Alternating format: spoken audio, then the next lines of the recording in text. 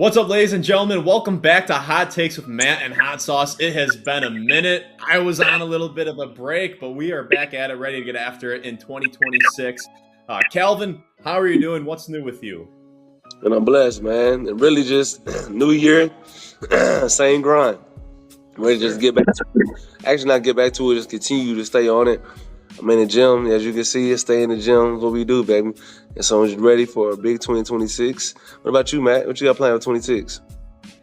I don't tell people my plans because there's two reasons why. One, you can tell someone your plan and they shoot it down, it can shatter your confidence. Or two, you share your plan with someone and it gives you kind of a false dopamine burst where you feel like you accomplished something, but you really didn't just by sharing that goal. So I have absolutely no goals that I want to share with anybody, but I'm going to enjoy 2026. It'll be hopefully a good year. But yeah, so the last time you saw Kalvin and I, we were doing a live stream on the Anthony Joshua Jake Paul fight, and we did a lot of coverage leading into the fight, and I would say for a brand new channel, we did pretty well. But we're gonna do a more thorough breakdown and reaction to the fight, kind of a retrospective on what we think happened and what's the move for Jake moving forward. Unfortunately, Anthony Joshua was involved in a tragic car accident, so prayers up for him and his crew. And but we'll talk about that fight a little bit and talk about what's next for Jake in another video. But we'll briefly touch on it here, but we'll go more in depth next time. Kalvin, just what was your reaction to just the fight itself? Anthony Joshua, Jake Paul, 6 rounds. Jake gassed out really bad, started hugging Joshua's legs. So what were your thoughts? I think Joshua did what he was supposed to do as a professional. A lot of people were like, why didn't Josh talk about it 1 round or 30 seconds, whatever? No. You got a guy as confident as Jake Paul was. You want to break him down all the way. You want to take your time, let him burn himself and use all the energy he has and then get him out of there. That way there's no talk of, oh, you got a lucky shot in, or if I didn't go that way, you want to call me. No, I broke you down. You was drained. You had nothing left to give. You kept grabbing my knees. Obviously, you were ready to get up out of there. Then I catch you with a shot that broke your jaw. You know what I mean? So I think he did what he was supposed to do, took his time and took care of business. You know what the knockout reminded me of? I just saw it again today. It kind of reminded me of Clubber Lang versus Rocky, the first fight where Rocky just got cooked, and in the second round he had nothing left, and he was just kind of waiting in that corner for Clubber to throw that final haymaker. That's exactly what this fight reminded me of, because Jake was a sitting duck for the second half of round 4, round 5, and round 6, where it was just the hunter hunting the prey. Jake had absolutely nothing left, and it was just a matter of time before Joshua knocked him out. And I think I'm going to make a little video, a little side-by-side of those two knockouts, one from the movie and that. But yeah, Jake, I saw him say after the fight that he felt he really gassed out quite badly. I don't think I've ever seen a boxer gas out to that extent before. He said he wishes if he could go back in training camp, he wished he would have went to altitude for the fight, and then he felt like a lot of the mental pressure of the fight is why he gassed out so early. Well, what do you make of him gassing out? And he gassed out, I would say, after round 4 against Chavez, and was a much different fighter after round 4 against him. So if you're Jake Paul, what are you doing? I don't think necessarily that he gassed out from his training, man. He can say that. It's easy to say that altitude training when did it, but I think he gassed out from the inexperience.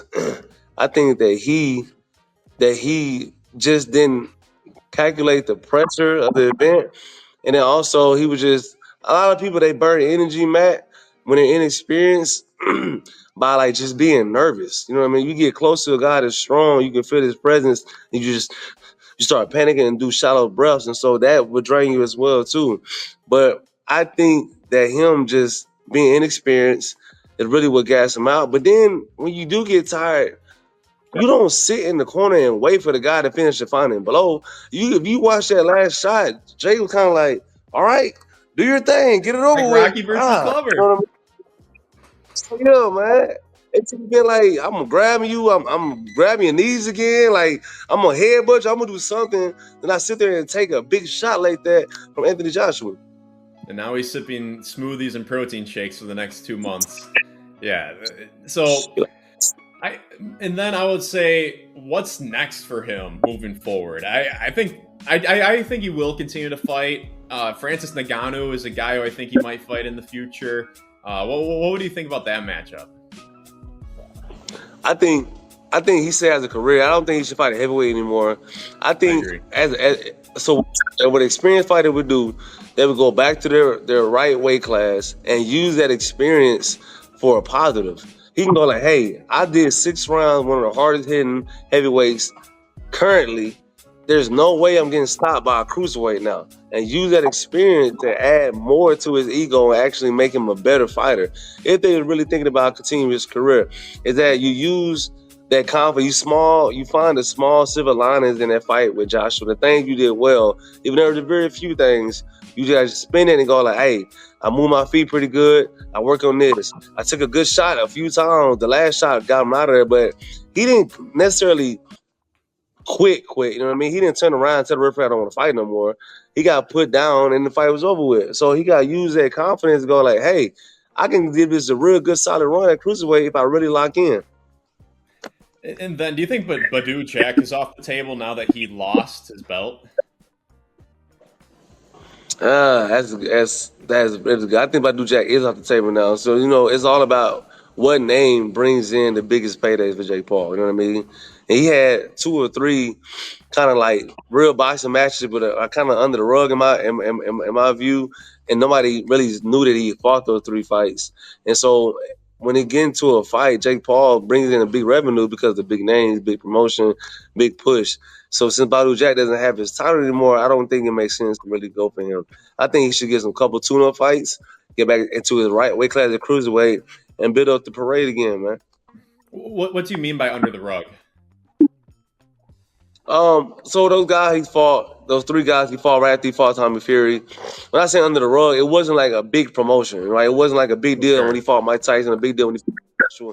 He kind of just did the show, he fought him, moved on. Did the show, fought him, moved on. And those are real fights. When a lot of people that like, even here in the gym, I tell people, hey, remember those 3 guys that Jake Paul fought in between? He's like, no. Nobody knew about it. It wasn't like a big deal about it. It was, I got in the ring, I did my business, on to the next. He need a couple more of those at cruiserweight in the right weight class to build up some more momentum, more steam, more confidence. And I think he's back on track again. See that, but that's where it's a lose-lose for him, because then people say he's fighting bums, but he's just going the traditional route of fighting journeymen. He's fighting guys who he should win to build up his experience, but then people will be ripping on that for fighting trash competition. And I think he does care way too much about the public thing. So it'll be interesting to see what he does, but I definitely think he should take a tune-up fight. He should not challenge himself in his first fight back. He should fight someone where he is a clear favorite, in my opinion. A confidence builder almost, you know what I mean? A little tune-up junk. Yeah, so let's move off of that. We can return to him in another video, but Tyson Fury unretired, and it looks like he's weighing at least 315, 20, 330 pounds. What do you think he's going to be up to in 2026? And I think Tyson Fury has retired 6 times now, 6 or 7 times now. So whenever he says he retired, he really just saying he needs a break. Yeah, and so when he announced his retirement last time, I figured that he'll be right back at a heavier, out of shape and stuff. I think he still has some fight left in him. I think the right fights, the right big fights will make sense for him.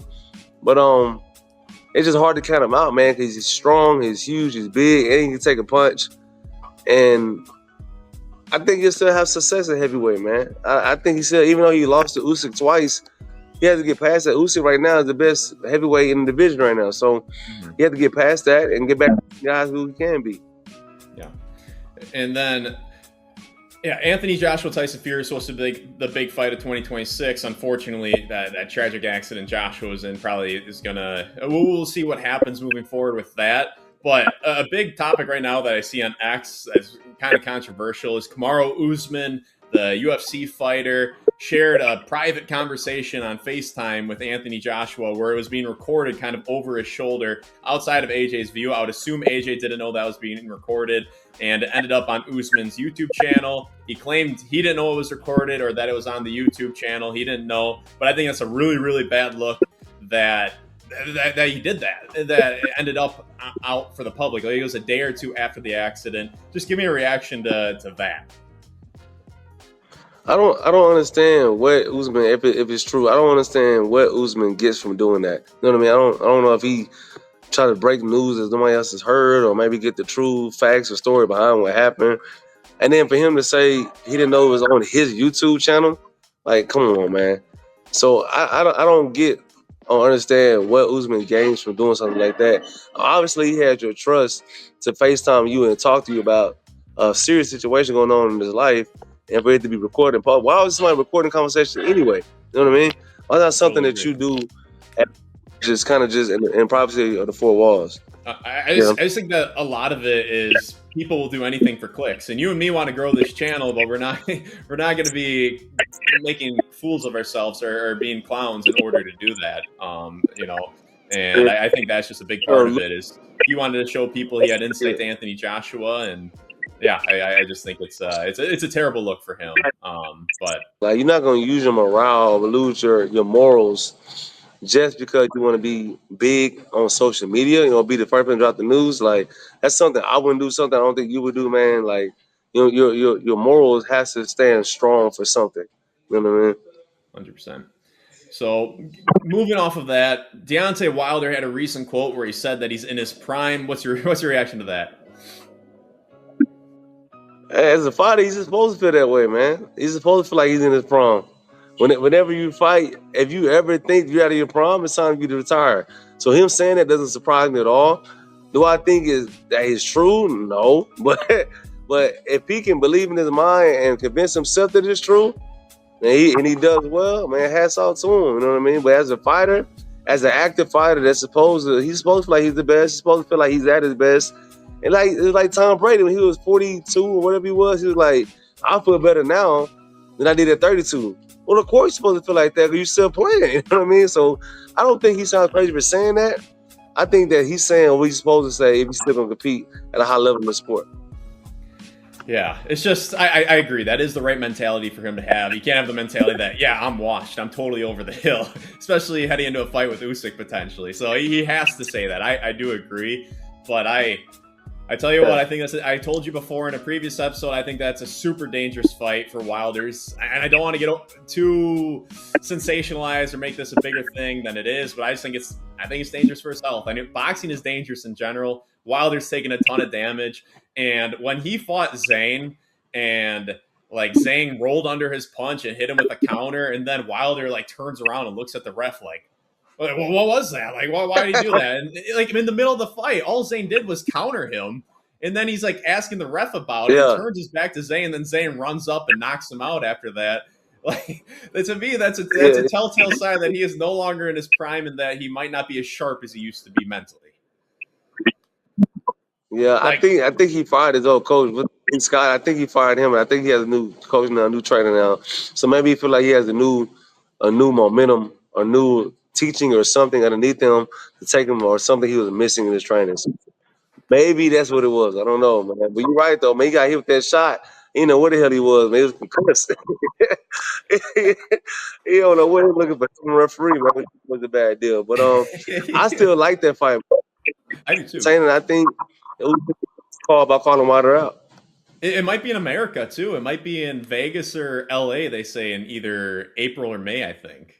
So yeah, but that'll be an interesting fight, and I do really like that fight. I'm just saying that, like big picture, I'm just saying that I don't think that's the best idea for Wilder, but I will be super entertained by that fight. I think it'll be great. And Wilder, still that power is still there. His speed is decent, but I'm just saying if he's confused by what Zhang was doing, countering him, he's gonna be confused as hell by Usyk. But next topic, Floyd and Mike Tyson. Unfortunately, it's looking like that fight's going to happen. And I'm going to say to anyone watching this, if you buy the pay-per-view for that fight, you are insane. Because Floyd Mayweather's had so many of these exhibitions where they are just horrid to watch. They are so boring. It's going to be an exhibition between two guys in their 50s who are going to cash out and make a lot of money. It won't be viewer-friendly. I'm warning you. Please do not watch that. Just catch the highlights. If anything cool happens, you can watch it on X, Instagram, Facebook, whatever it is, YouTube. Don't watch that. Don't spend your hard-earned money. But yeah, Floyd Mayweather, Mike Tyson. Kalvin, you have any thoughts? Yeah, people are gonna spend their money now just because you told them not to do it. They're like, "What? You don't tell me what to do, man. I'm gonna spend my money." No, man, that fight. I don't even know why we even like talking about this thing like it's like what Mayweather versus Tyson. Like, why? You know what I mean? Like, I don't know if Mayweather saw how much money Jake Paul made off that fight and was like, yeah, I'm want some of that too. I don't know how they didn't even market Mayweather versus Mike Tyson or why. You know what I mean? So I'm with you, man. I'm not gonna tune in and watch it. I don't care if on illegal streaming sites. I'm not even watching, man. It's like I'm not watching. I'm not in it. I'm not. I'm not excited about a Mayweather versus a Mike Tyson fight. We know Floyd, he's gonna stick and move his feet.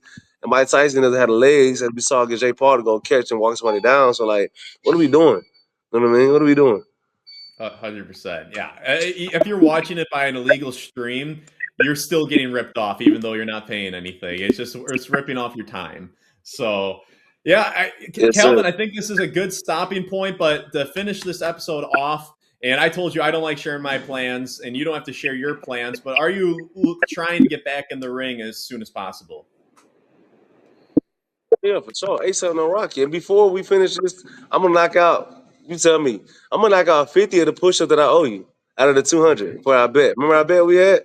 Yes, sir. Yeah, Yeah. yeah. I don't like older people, man. So I won't be okay with you. I'm gonna knock out 50, at least 50 of them right now. Unless you Let's want more than go. 50. No. 50 will do. 50 will do. All right. Let's Let's say go, like champ. I guess I'll take 50, man. No, I'll take 50. Let's go, I'll man. take Y'all can 50. watch it right here.